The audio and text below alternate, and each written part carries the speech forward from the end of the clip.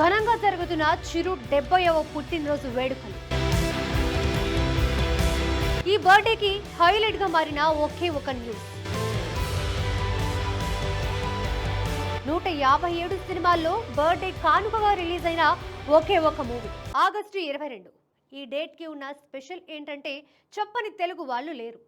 అంతలా చిరంజీవి తన అభిమానులతో పాటు తెలుగు ప్రేక్షకుల సొంత మనిషిగా మారారు.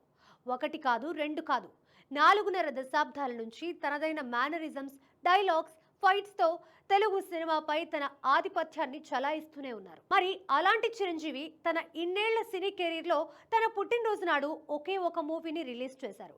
వినడానికి కొంచెం ఆశ్చర్యంగా ఉన్నా నిజం మాత్రం ఇదే. చంటబ్బాయ్ చిరంజీవిలో ఉన్న కామెడీ కోణాన్ని సరికొత్తగా ఆవిష్కరించిన చిత్రం. 1986 ఆగస్టు 22న విడుదలైంది. సుహాసిని హీరోయిన్.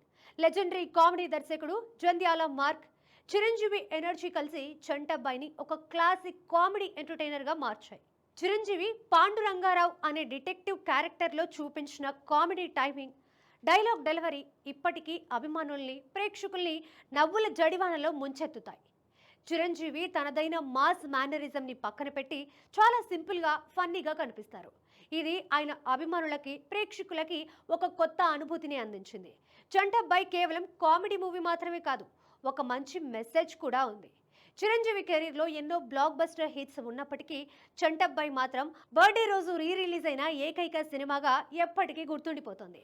ఇక చిరు బర్త్డే 2 తెలుగు రాష్ట్రాలతో పాటు విదేశాల్లో వాడవాడలా ఎంతో ఘనంగా జరుగుతోంది. అనేక చోట్ల రక్తదాన శిబిరాలు కూడా ఏర్పాటు చేశారు.